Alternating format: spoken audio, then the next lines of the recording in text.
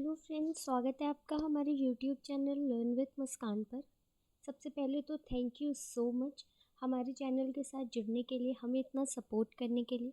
अगर आपने हमारा चैनल अभी तक सब्सक्राइब नहीं किया है तो प्लीज़ सब्सक्राइब कर लीजिए ताकि हमारी हर वीडियो के नोटिफिकेशन आपको सबसे पहले मिले। हमारा टेलीग्राम चैनल है लर्न विथ मुस्कान, अगर आपने इसे ज्वाइन नहीं किया है तो प्लीज़ ज्वाइन कर लीजिए क्योंकि मैं अपने वीडियो की PDFs एंड क्विजेज़ वहीं शेयर करती हूँ। My name is Muskan Sahu. I have qualified JRF in 2020 with 99.73 percentile in commerce. I have also qualified only NET 2 times in June 2019 and December 2019 respectively. I have completed my MCOM in 2020. तो चलिए start करते हैं। Last video में हम बात कर रहे थे कॉस्ट ऑफ कैपिटल में कॉस्ट ऑफ डिबेंचर की। तो एक बार रिकैप कर ले। देखिए, कॉस्ट ऑफ कैपिटल बताए थे क्या होती है, classification of cost and then measurement of cost of capital, जिसमें हम पढ़ रहे थे cost of debt, irredeemable, redeemable, examples भी देखे थे। तो अगर आपने वो वीडियो नहीं देखी है तो अभी जाइए वो वीडियो पहले देखिए क्योंकि वो बहुत हेल्प करेगी आपको आज की क्लास में। तो चलिए आज हम स्टार्ट करेंगे cost of preference shares capital. Preference share capital के कॉस्ट को कैसे कैलकुलेट करते हैं ये आज हम सीखेंगे इस क्लास में। तो प्रेफरेंस शेयर्स क्या होते हैं, अगर आपको यही नहीं पता तो जाइए मेरा सोर्स ऑफ फाइनेंस वाली वीडियो देखिए प्रेफरेंस शेयर कैपिटल क्या होता है। शेयर कैपिटल के दो पार्ट होते हैं, एक इक्विटी कैपिटल होती है, एक प्रेफरेंस शेयर कैपिटल होती है। प्रेफरेंस जैसे कि नाम से ही पता चल रहा है, प्रेफरेंस दी जाती है इनको किसमें, डिविडेंड पेमेंट में और प्रिंसिपल अमाउंट पेमेंट में। इनको प्रेफरेंस दी जाती है किससे, इक्विटी से पहले। ठीक है, इनको कोई भी पेमेंट करना होता है तो इक्विटी के ऊपर इनको प्रेफरेंस दी जाती है। ठीक है, they get preference over equity share capital, इसीलिए इन्हें बोलते हैं प्रेफरेंस शेयर कैपिटल। इस पे क्या होता है, जो डिविडेंड दिया जाता है प्रेफरेंस शेयर होल्डर्स को, वो फिक्स्ड होता है, पहले से फिक्स्ड होता है, लेकिन मैंडेटरी नहीं होता। ऐसा नहीं है कि कंपनी को लॉस होगी तब भी कंपनी देगी, नहीं, कंपनी को अगर प्रॉफिट हो रही है तो ही कंपनी देगी प्रेफरेंस शेयर होल्डर्स को डिविडेंड। वो भी रेट, जिस रेट से देती है वो रेट क्या होता है, फिक्स्ड होता है, और वो डेट भी स्पेसिफाइड होता है जिस डेट पे उन्हें देना है। ठीक है, आइए देखते हैं। देखिए, the preference share capital is paid dividend at a specified rate on the face value of preference shares. Preference shares को जो डिविडेंड दिया जाता है उनके फेस वैल्यू पे, वो क्या होता है, स्पेसिफाइड रेट से दिया जाता है, रेट पहले से फिक्स्ड होते हैं। Payment of dividend to the preference shareholders are not mandatory but are given priority over the equity shareholders. Preference share holders को क्या दी जाती है, प्रियोरिटी दी जाती है over equity share holders. The payment of dividend to the preference share holders are not charged as the expense but treated as the appropriation of after tax profit. Hence dividend paid to the preference shareholders does not reduce the tax liability of the company. देखिए, जब हम पढ़े थे cost of debenture, cost of debt, तो उसमें हम आपको क्या बताए थे, डिबेंचर पे जो इंटरेस्ट दिया जाता है वो क्या होता है, वो चार्ज अगेंस्ट प्रॉफिट होता है। क्या होता है, चार्ज अगेंस्ट प्रॉफिट। क्यों, क्योंकि ये कंपल्सरी है देना, कंपनी को लॉस हो प्रॉफिट हो नो मैटर, कुछ भी हो, कंपनी को ये इंटरेस्ट पे करना ही करना है, मस्ट है कंपनी के लिए। लेकिन प्रेफरेंस शेयर पे जो हम डिविडेंड देते हैं वो मस्ट नहीं है, मैंडेटरी नहीं है, वो कंपनी के ऊपर है। अगर लॉस हो रही है तो कंपनी उसको नहीं देगी डिविडेंड, लेकिन प्रॉफिट हो रही है तो कंपनी देगी। ठीक है, और एक चीज, जो प्रेफरेंस शेयर होल्डर्स को डिविडेंड दी जाती है वो आफ्टर टैक्स प्रॉफिट पे दी जाती है, जबकि जो डिबेंचर होल्डर को इंटरेस्ट दिया जाता है वो बिफोर टैक्स वाले प्रॉफिट पे दिया जाता है। देखिए, जैसे हमें प्रॉफिट हुआ, ठीक है, प्रॉफिट हुआ तो प्रॉफिट में से पहले माइनस होता है इंटरेस्ट। इंटरेस्ट माइनस करने के बाद आपका जो प्रॉफिट आता है वो होता है अर्निंग बिफोर टैक्स, ईबीटी। इस प्रॉफिट को बोलते हैं हम EBIT, earning before interest and tax. Interest minus कर दिए तो अर्निंग बिफोर टैक्स। अब हम यहाँ से माइनस कर देंगे टैक्स, तो क्या आ जाएगा, अर्निंग आफ्टर टैक्स। ठीक है, अर्निंग आफ्टर टैक्स। अब ये जो अर्निंग हुआ ये क्या है, ये प्रेफरेंस शेयर होल्डर्स और इक्विटी शेयर होल्डर्स का है। अब इस प्रॉफिट में से जो प्रेफरेंस शेयर होल्डर्स का डिविडेंड है वो माइनस करेंगे, फिर जो अर्निंग बचेगी ये पूरी की पूरी अर्निंग किसकी है, इक्विटी शेयर होल्डर्स की है। किसकी है, इक्विटी शेयर होल्डर्स की। अब ये कंपनी पे डिपेंड करता है कि कंपनी इसे डिस्ट्रीब्यूट करेगी या as a retained earning retain करके रख लेगी। रिटेन्ड अर्निंग क्या होता है, जो फ्यूचर के लिए कंपनी के डाइवर्सिफिकेशन के लिए रिटेन करके रख लिया जाता है, बचा कर रख लिया जाता है। तो ये कंपनी के ऊपर है, ये पूरी की पूरी अर्निंग किसकी है, इक्विटी शेयर होल्डर्स की अर्निंग है। ठीक है, तो एक हाँ, तो क्या बोल रहा था आगे, कि जो डिबेंचर होते हैं उनको टैक्स एडवांटेज मिलता है।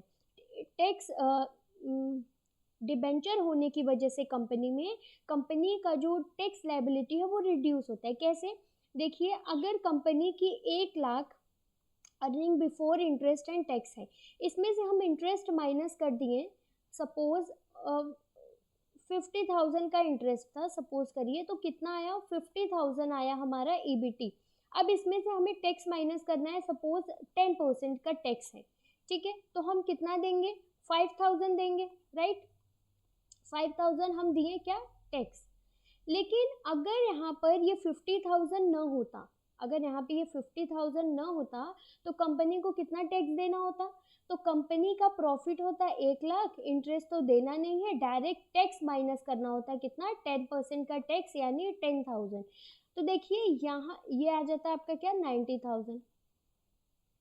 यहाँ पे कितना टैक्स दिया गया है, 10,000। यहाँ कितना टैक्स दिया गया, 5,000। तो इंटरेस्ट आने की वजह से कितना पैसा बच गया, 5,000 की टैक्स लायबिलिटी कम हो गई। कंपनी को 5,000 टैक्स कम देना पड़ेगा, किसकी वजह से, इस इंटरेस्ट की वजह से। तो इसलिए बोला जाता है कि डिबेंचर पे हमें टैक्स शील्ड मिलता है, टैक्स एडवांटेज मिलता है, जबकि ये टैक्स एडवांटेज हमें प्रेफरेंस शेयर होल्डर्स पे नहीं मिलता। क्यों, क्योंकि जो प्रेफरेंस शेयर होल्डर्स को डिविडेंड दिया जाता है वो आफ्टर टैक्स प्रॉफिट पे दिया जाता है, ना कि बिफोर टैक्स प्रॉफिट पे। इंटरेस्ट होता है वो चार्ज अगेंस्ट प्रॉफिट होता है, वो हम प्रॉफिट एंड लॉस में लिखते हैं, प्रॉफिट एंड लॉस के डेबिट साइड में हम लिखते हैं इंटरेस्ट। जबकि जो प्रेफरेंस शेयर होल्डर्स को डिविडेंड देते हैं वो हम प्रॉफिट एंड लॉस में नहीं लिखते। डिविडेंड की वजह से हमारा प्रॉफिट रिड्यूस नहीं होता, हमारी टैक्स लायबिलिटी रिड्यूस नहीं होते हैं, जबकि इंटरेस्ट की वजह से हमारा टैक्स लायबिलिटी रिड्यूस होता है। ठीक है, देखिए, तो यही कह रहा था ये क्या, कि the payment of dividend to the preference share holders are not charge as the expense but treated as the appropriation of after tax profit. जो आफ्टर टैक्स प्रॉफिट आता है उसका एप्रोप्रिएशन किया जाता है प्रेफरेंस शेयर होल्डर्स में और equity share holders में। इसलिए बोला जाता है डिविडेंड एप्रोप्रिएशन ऑफ प्रॉफिट होता है। जो प्रॉफिट आता है उसको एप्रोप्रिएट किया जाता है, उसको बांटा जाता है शेयर होल्डर्स में। Hence, dividend paid to the preference shareholders does not reduce the tax liability of the company.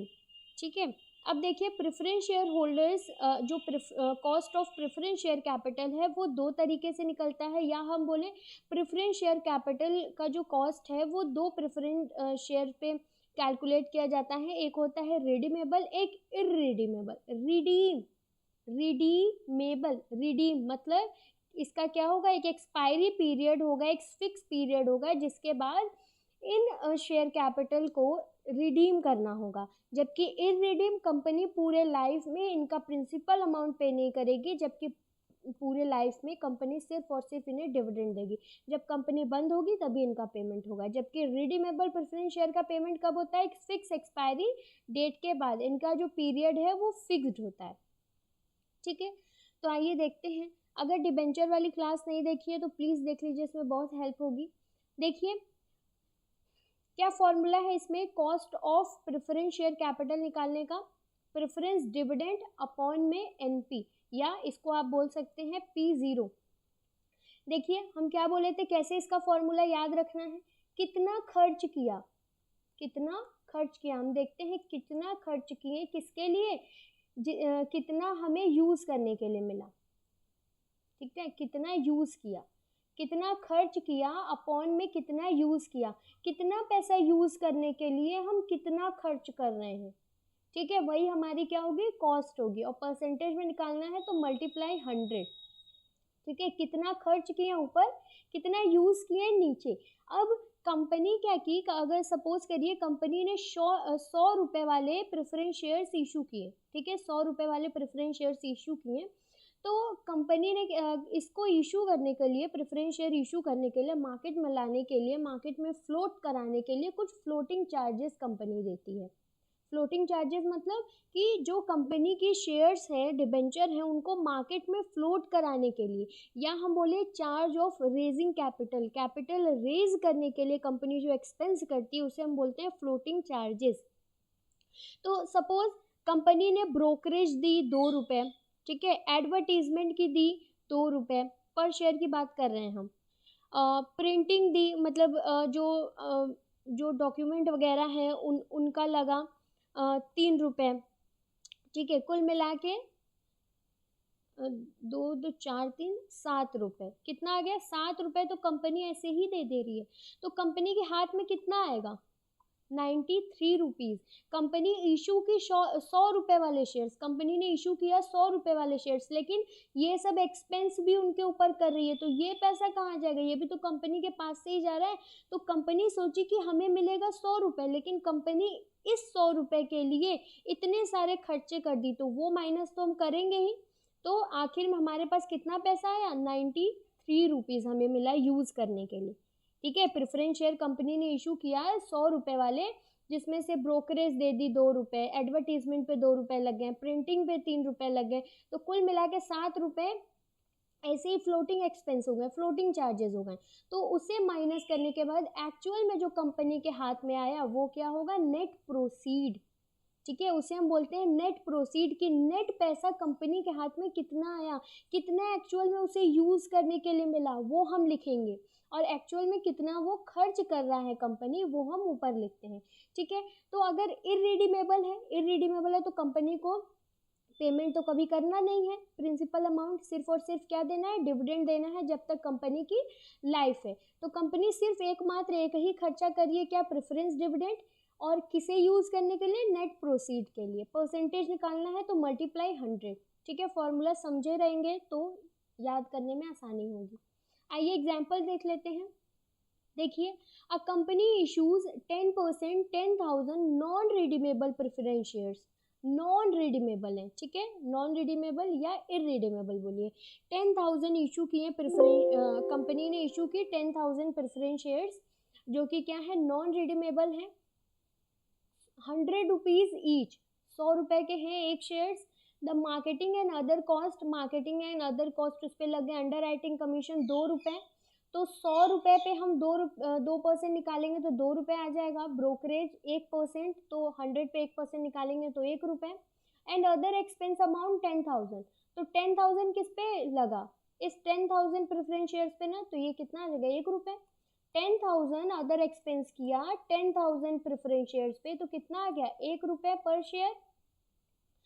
तो अंडर राइट 100 रुपये का शेयर्स था, उसमें से कंपनी ने 2 रुपये अंडर राइटिंग कमीशन दे दिए, 1 रुपये ब्रोकर को दे दिया, और 1 रुपये लग गया अदर एक्सपेंस में, तो कुल मिला के 4 रुपये कंपनी ने ऐसे ही एक्सपेंस कर दिया। तो ये 4 रुपये माइनस कर देंगे तो कंपनी के हाथ में कितना पैसा आया, 96, कंपनी के हाथ में कितना आया, 96 रुपीज़ आया। तो ये 96 क्या हो जाएगा, नेट प्रोसीड। प्रेफरेंस डिविडेंड कितना है, 10% है, तो 100 का 10%, 10 रुपीज़ क्या आ गया, प्रेफरेंस डिविडेंड आ गया, पर शेयर निकाल रहे हैं। और एक चीज़ याद रखिएगा, जो हम ये cost of debenture, cost of preference share, cost of equity ये सब निकालते हैं, ये हम 1 ईयर का निकालते हैं। कितने ईयर का, 1 ईयर का निकालते हैं। एनुअली निकालते हैं कि हर साल हमें कितना खर्चा पड़ रहा है, हर साल हम कितना कॉस्ट इनकर कर रहे हैं पर्टिकुलर सोर्स ऑफ कैपिटल पे। तो देखिए नेट प्रोसीड कितना आ गया, नेट प्रोसीड आ गया आपका 96, प्रेफरेंस डिविडेंड है 10 रुपीज़। अब एक चीज़ और, ये देखिए क्वेश्चन में ये था compute the cost of preference share, क्या निकालना हमें, cost of preference share if shares are issued, अगर शेयर इशू किया गया एट पर पे, एट डिस्काउंट पे और एट प्रीमियम पे। चलिए देखते हैं। तो सबसे पहले एट पर पे देखते हैं कि कंपनी शेयर इशू की एट पर पे, मतलब 100 पर ही इशू की है, 100 पर इशू की है, जिसमें से ब्रोकरेज वगैरह वगैरह कॉस्ट था 4 माइनस करने के बाद 96 आ जाएगा नेट प्रोसीड। ठीक है, तो preference dividend 10, net proceed 96, calculate करेंगे तो 10.417% आ जाएगा cost of preference share capital. अब देखिए एट डिस्काउंट ऑफ 5%, तो डिस्काउंट हो प्रीमियम हो सब फेस वैल्यू पे ही कैलकुलेट करते हैं। तो 100 का 5% कितना हो जाएगा, 100 का 5% 5 रुपीज़, डिस्काउंट कितना आ जाएगा 5 रुपीज़। तो 100 के शेयर्स थे, हम कितने में इशू किए, 5 रुपीज़ माइनस करने के बाद 95 में इशू किए। इधर देखिए 100 के शेयर्स थे, हमने कितने में इशू किए, डिस्काउंट दिया 5 रुपए का और कितने में इशू किया, 95 में इशू किया, जिसमें से हमारे ब्रोकर और अंडरराइटर वो सब हमारे पैसे ले गए, कितना 4 रुपए हमसे ले गए। हमारा मार्केट में हमारे शेयर को बिकवाने के लिए वो हमसे 4 रुपए ले गए, मार्केटिंग के लिए 4 रुपए लेके गए। तो अब हमारे पास एक्चुअल में कितना पैसा हाथ में आया, 91।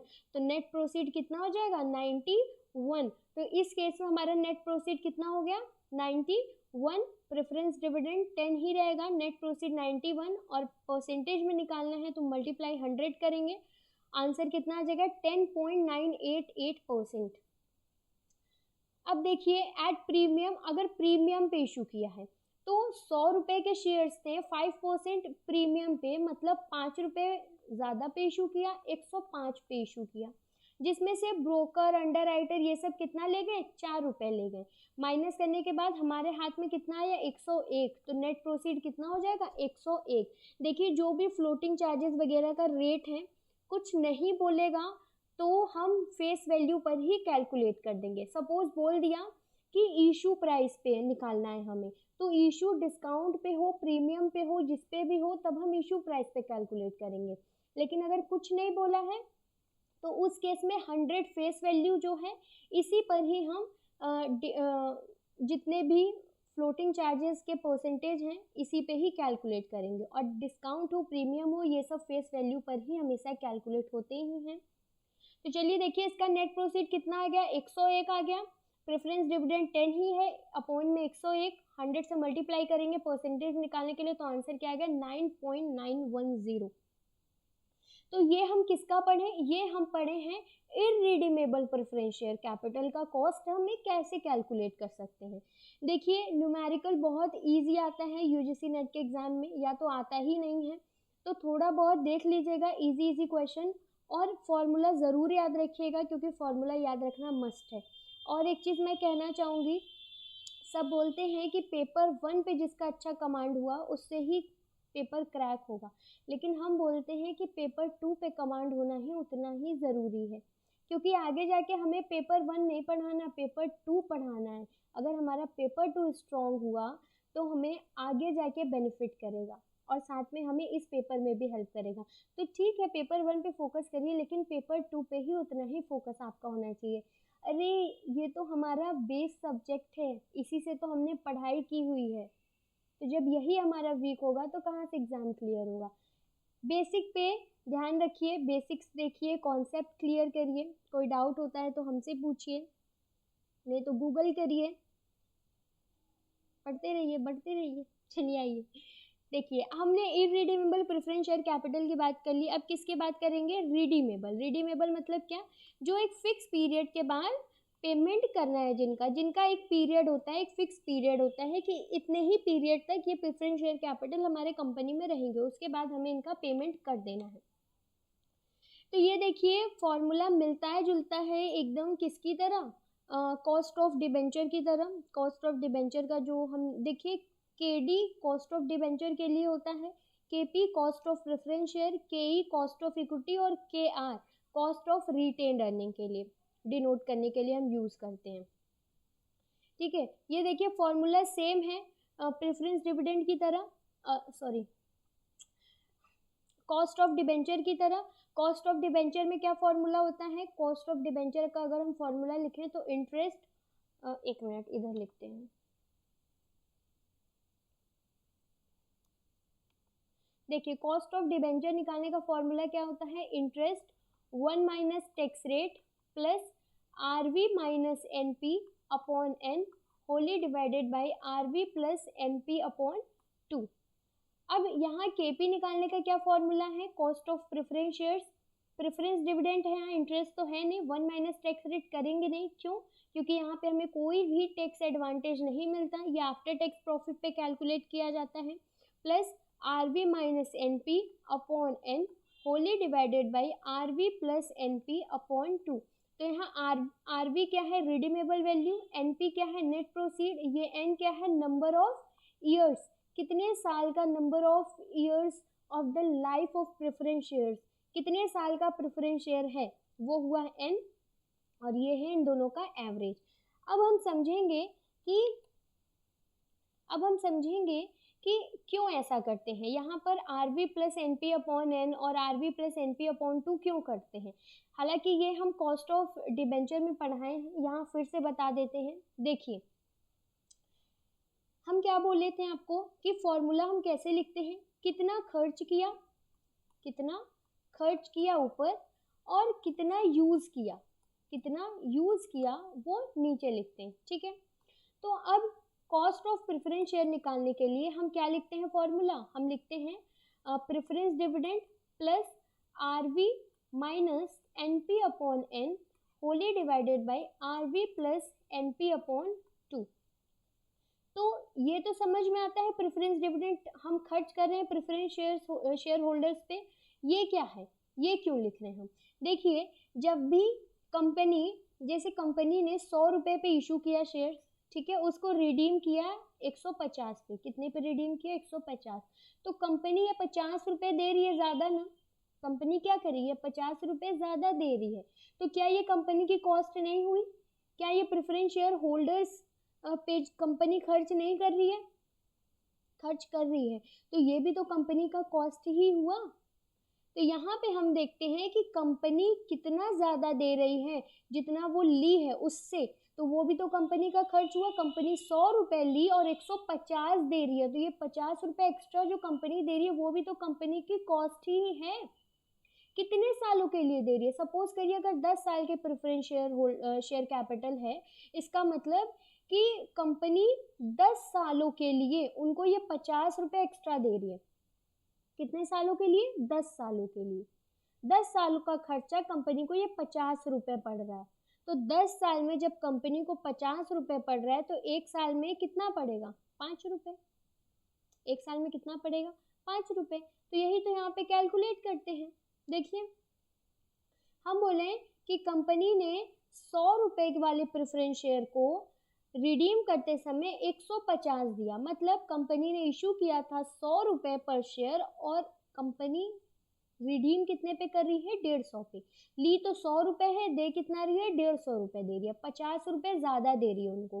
तो ये जो 50 रुपये है तो ये तो पूरे 10 साल का है ना, ये जो 50 रुपये दे रही है वो पूरे 10 साल के लिए दे रही है। हम कितने साल का कॉस्ट कैलकुलेट करते हैं, 1 ईयर, तो हम देखेंगे कि एक साल में हमें कितना कॉस्ट पड़ रहा है, एक साल में हमें 5 रुपये कॉस्ट पड़ रहा है, हर साल 5-5 रुपये का कॉस्ट हमारा बढ़ रहा है और लास्ट में हम उनको 50 रुपये मिलाकर पूरा दे रहे हैं, ठीक है। तो पर ईयर का कॉस्ट कितना पड़ेगा, 5 रुपये। तो कैसे, देखिए तो फॉर्मूला क्या है, देखिए फॉर्मूला क्या है, प्रेफरेंस डिविडेंड प्लस आरवी कितना है, आरवी 150 माइनस 100 अपॉन में 10, कितना आएगा, 50 अपॉन में 10 डिवाइड करेंगे 5 रुपीज आ जाएगा। तो ये 5 रुपये पर ईयर का कॉस्ट पड़ा कंपनी को, एक्स्ट्रा कॉस्ट है ये, प्रेफरेंस डिविडेंड तो हम दे रहे हैं, साथ में ये एक्स्ट्रा कॉस्ट भी लग रहा है, तो ये दोनों मिला के कंपनी का खर्चा हुआ ना प्रेफरेंस शेयर्स पे, इसलिए यहाँ पर ये लिखते हैं। अब अपॉन में आप बोलेंगे ये क्यों लिखे हम, नेट अपॉन में हम क्या लिखते हैं, कितना यूज किए, यही लिखते हैं। तो देखिए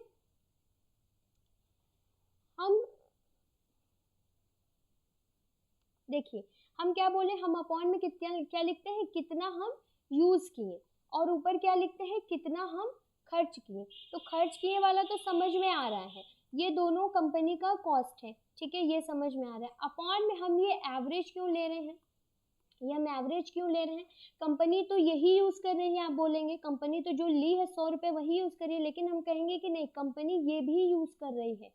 कैसे, कंपनी 100 रुपये तो यूज़ कर ही रही है, साथ में कंपनी 50 रुपये भी यूज़ कर रही है।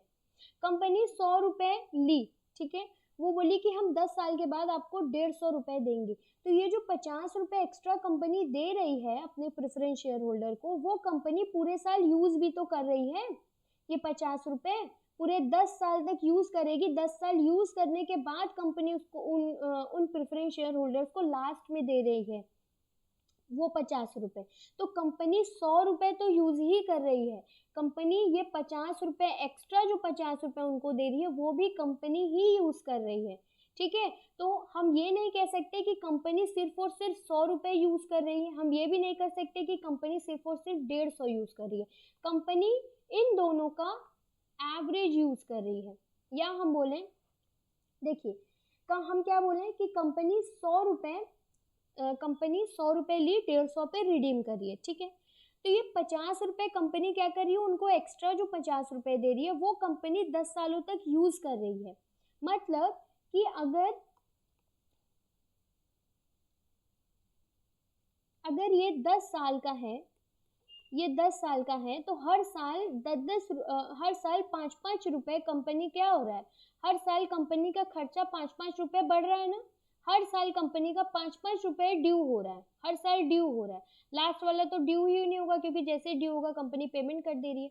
तो कंपनी हर साल इनको यूज करेगी, पहले साल 5 रुपए यूज करेगी, दूसरे साल 10 रुपए, तीसरे साल 15, फिर 20, फिर 25, फिर 30, फिर 35, फिर 40, फिर 45, 9 साल तक वो 45 रुपए तक यूज करेगी, और 5वें साल वो 5 रुपए, 10वें साल का 5 रुपए मिला के 50 रुपए पूरा दे देगी। तो कंपनी इस 50 रुपए को भी तो यूज कर रही है। तो देखिए अगर आप इसका एवरेज भी निकालेंगे, 5, 10, 15, 20, 25, 30, 35, 40, 45 को जोड़ के अगर आप 9 से डिवाइड करेंगे तो आपका आएगा 25 रुपए। तो ये 25 रुपए ये और 100 रुपए ये दोनों जोड़ के 125 रुपए आएगा एवरेज। देखिए अगर 150 और 100 मिला के 250, इसको 2 से हम डिवाइड करेंगे तो आ जाएगा 125 रुपए एवरेज, ठीक है। तो फॉर्मूला समझ में आया क्यों ऐसा कर रहे हैं। ऊपर हम लिखते हैं कितना खर्च किए, अपॉन में हम लिखते हैं कितना यूज किए। तो नेट प्रोसीड तो 100 रुपए हमें समझ में आ रहा है, हम यूज कर रहे हैं। रिडीमेबल वैल्यू क्यों लिखे हैं, क्योंकि हम 150 यूज कर रहे हैं। कुछ बोलते हैं कि 150 लिखना चाहिए, कुछ बोलते हैं 100 रुपए लिखना चाहिए। तो इन दोनों का एवरेज लेना चाहिए। क्यों, क्योंकि कंपनी इस 50 रुपए को भी यूज कर रही है पूरे 10 सालों तक, पूरे 10 सालों तक कंपनी इसे यूज करेगी, ठीक है। अगर 10 साल का है तो 10 सालों तक यूज करेगी, 5 साल का है तो 5 सालों तक यूज करेगी, ठीक है। जितने साल के प्रेफरेंस शेयर्स हैं उतने साल तक कंपनी इसको यूज करेगी, इसलिए यहाँ पर एवरेज लिया जाता है। नेट प्रोसीड और रिडीमेबल वैल्यू का एवरेज लिया जाता है। आई होप क्लियर हो गया होगा। चलिए आइए फॉर्मूले पे आते हैं। देखिए फॉर्मूला क्या है, preference dividend plus RV minus NP upon N wholly divided by RV plus NP upon 2, ठीक है। प्रेफरेंस पीडी क्या है, preference dividend, RV redeemable value, redemption value, NP net proceed, और एन क्या है, life of the preference shares. देखिए यहाँ example है, ये रिडीमेबल है, सेम क्वेश्चन है, बस एक डिफरेंस है इसमें क्या कि जो प्रेफरेंस शेयर्स हैं वो क्या है, रिडीमेबल है, और उनका एक्सपायरी पीरियड कितना है, 10 साल का है। सेम पहले वाला ही क्वेश्चन है, सिर्फ ये एक्सपायरी पीरियड आ गया इसमें। तो सिर्फ और सिर्फ क्या होगा, फॉर्मूले में चेंज आएगा। रिडीमेबल वैल्यू कुछ नहीं बोला है क्वेश्चन में, तो हम क्या मानेंगे कि एट पर पे ही रिडीम कर रहा है। देखिए 10 rupees preference dividend, redeemable value 100, net proceed कितना आ जाएगा 96। 100 में से हम मार्केटिंग वगैरह एक्सपेंस माइनस किए थे तो 96 आया था net proceed, upon 10, life of the preference shares 10 years है, और अपॉन में हम क्या लेंगे, एवरेज लेंगे, ठीक है। अब कैलकुलेट करेंगे तो कितना आ जाएगा 10.61%। देखिए इन केस इन केस अगर यहाँ पर माइनस आ जाता है। चलिए आइए आगे है क्वेश्चन देखते हैं। ये देखिए अगर डिस्काउंट पे इशू किया गया, कितने पे, डिस्काउंट पे, तो क्या था 100 का शेयर कितने में इशू किया गया था 95, और उसमें से 4 रुपए मार्केटिंग ब्रोकरेज वगैरह माइनस करने के बाद 91 आया था नेट प्रोसीड। तो नेट प्रोसीड 91, रिडीमेबल वैल्यू 100। ठीक है, देख लीजिए कैलकुलेट किए हैं। यहाँ आ गया आपका, यहाँ 10.90 आ जाएगा। इसको डिवाइड करेंगे 95.5 से डेसिमल कटेगा, मल्टीप्लाई 100 कर देंगे। यहाँ देखिए मल्टीप्लाई 100 होगा तो ये परसेंटेज में आंसर आ जाएगा क्या, 11.413%।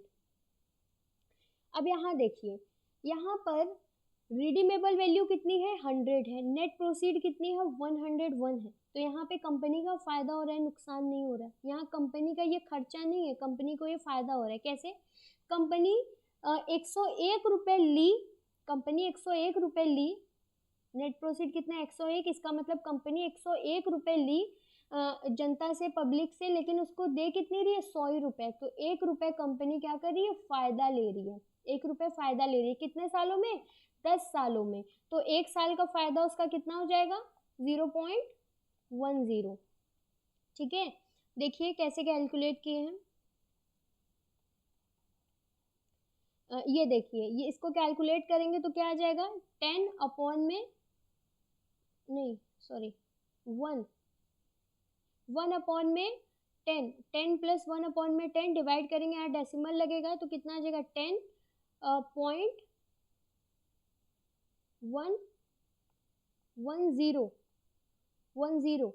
अब इसको डिवाइड करना है किससे, 100.50। ओहो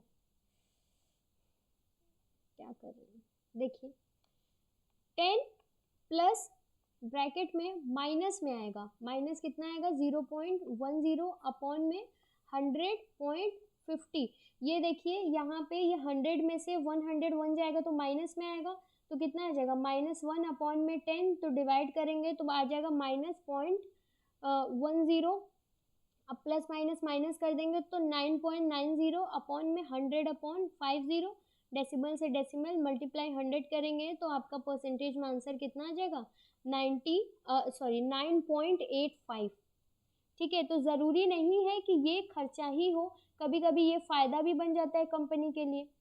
ठीक है, तो फॉर्मूला हमेशा याद रखना है, क्या, कितना खर्च किया ऊपर, कितना यूज़ किया नीचे। कंपनी इसे भी यूज़ करती है और इसे भी यूज़ करती है। कैसे, ये तो 100 रुपये कंपनी यूज़ कर ही रही है, साथ में इसमें जो एक्स्ट्रा मनी है वो भी कंपनी यूज़ कर रही है। अगर ये 150 पे, जैसे हम बोले 150 पे रिडीम कर रहा है तो ये 50 रुपये भी कंपनी यूज़ कर रही है। अगर ये कम पे रिडीम करिए, मतलब 95 पे रिडीम करिए, इसका मतलब 5 रुपये कंपनी ले रही है हर बार, 5 रुपये हर बार पब्लिक से ले रही है। मतलब पूरे 10 सालों में कंपनी ये 5 रुपये, पूरे 10 सालों में कंपनी ये 5 रुपये ले रही है पब्लिक से, तो 1 सालों में कितना लेगी 0.5 रुपीज़ लेगी पब्लिक से। ठीक है, यहाँ कंपनी खर्च नहीं कर रही है, ले रही है, इसलिए यहाँ पर माइनस हो रहा है। ठीक है, फॉर्मूला को समझिए, उसके पीछे का लॉजिक समझिए, तब आपको फॉर्मूला रटने की ज़रूरत नहीं होगी। ये देखिए 1 माइनस टैक्स रेट का कॉन्सेप्ट लिखे हैं हम कि 1 माइनस टैक्स रेट कब कब करते हैं। कॉस्ट ऑफ डिबेंचर निकालते समय इंटरेस्ट को 1 माइनस टैक्स रेट करते हैं, क्यों, क्योंकि इंटरेस्ट टैक्स डिडक्टेबल है। ठीक है, प्रॉफिट एंड लॉस में जाता है, रेवेन्यू एक्सपेंडिचर होता है, इसकी वजह से हमारा प्रॉफिट रिड्यूस होता है, जिसकी वजह से हमारे टैक्स लायबिलिटी रिड्यूस हो जाती है। डिबेंचर वाले फॉर्मूले में जब हम करते हैं RV minus NP upon N, तो उसमें 2 केस बनता है। देखिए, if consider as revenue expenditure, अगर इसको रेवेन्यू एक्सपेंडिचर माना जाएगा, ये वाला जो खर्चा है वो कंपनी का रेवेन्यू एक्सपेंडिचर माना जाएगा, तो 1 माइनस टैक्स रेट करेंगे। अगर कैपिटल एक्सपेंडिचर माना जाएगा तो नॉट एप्लीकेबल, तो 1 माइनस टैक्स रेट कंसीडर नहीं करेंगे, 1 माइनस टैक्स रेट नहीं करेंगे। ठीक है, अगर क्वेश्चन में आपको दिया है रेवेन्यू एक्सपेंडिचर ही माने हैं कि कैपिटल एक्सपेंडिचर माने हैं तो वेल एंड गुड, अगर नहीं दिया है तो हम क्या मान के करेंगे, हम कैपिटल एक्सपेंडिचर मान के करेंगे। प्रेफरेंस डिविडेंड में ऐसा कोई कॉन्सेप्ट ही नहीं है, क्योंकि ये आफ्टर टैक्स प्रॉफिट पे कैलकुलेट होता है, तो यहाँ 1 माइनस टैक्स रेट का कॉन्सेप्ट ही नहीं आएगा। सेम इस केस में भी नहीं, जो ये कंपनी का ये कॉस्ट है ये भी कैपिटल एक्सपेंडिचर माना जाएगा, ठीक है। रेवेन्यू एक्सपेंडिचर किसी केस में नहीं माना जा सकता, इसलिए यहाँ भी एप्लीकेबल नहीं होगा। फॉर्मूला देखिए, ये जो कॉस्ट ऑफ डिविडेंड है रिडीमेबल शेयर्स के लिए दो तरह से फॉर्मूला बन सकता है। एक तो ये interest 1 minus tax rate plus RV minus NP upon N, 1 minus tax rate, ये कब करेंगे, जब इसे रेवेन्यू एक्सपेंडिचर माना जाएगा, और जब इसे कैपिटल एक्सपेंडिचर मानेंगे तो 1 माइनस टैक्स रेट यहाँ पर नहीं करेंगे, ठीक है। और इररिडीमेबल का फॉर्मूला क्या होता है, simple interest 1 minus tax rate upon NP, simple formula होता है ये। KD का, KP का तो हम बता ही दिए। चलिए तो एक बार फटाफट से रिवाइज कर लेते हैं सारे फॉर्मूलाज। क्या, cost of debenture, cost of debenture का फॉर्मूला क्या है, interest 1 minus tax rate upon NP, ये किसका है, इररिडीमेबल।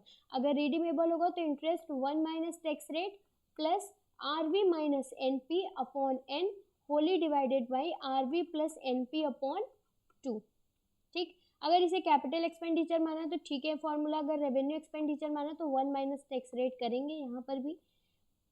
अब आते हैं KP, cost of preference share, PD upon NP, किसके लिए, इररिडीमेबल के लिए। अगर रिडीमेबल है तो क्या हो जाएगा, रिडीमेबल के लिए PD plus RV minus NP upon N Holi divided by RV plus NP upon में 2, ठीक है। हो गया रिवाइज। ये दोनों फॉर्मूला लर्न कर लीजिए, अच्छे से समझ लीजिए, एक दो क्वेश्चन इजी क्वेश्चन लगा लीजिए, एटलीस्ट अगर आ जाए क्वेश्चन तो आप लगा सकें, क्योंकि एग्जाम में हमें सारे ही क्वेश्चन को वेलकम करना है, ठीक है। क्वेश्चन कैसा भी हो सबको वेलकम करना है, सबको देखना है। सबसे प्लस पॉइंट है कि माइनस मार्किंग का कोई कॉन्सेप्ट नहीं है यहाँ पर, माइनस मार्किंग नहीं होगी तो आपको कोई टेंशन लेने वाली बात नहीं है, आराम से सारे क्वेश्चन को अटेम्प्ट करना है, फोकस होकर करना है। तो उसके लिए फॉर्मूला एकदम दिमाग में होना चाहिए अच्छे तरीके से, अगर क्वेश्चन आ जाए तो फटाफट से हम लगा लें। तो मिलते हैं नेक्स्ट वीडियो में नेक्स्ट कॉन्सेप्ट के साथ, ठीक है। आज के लिए बस इतना ही। Thank you so much for watching my video. कोई भी डाउट होता है कमेंट बॉक्स में कमेंट करिए, अदरवाइज मेरे टेलीग्राम चैनल पे आप कमेंट कर सकते हैं।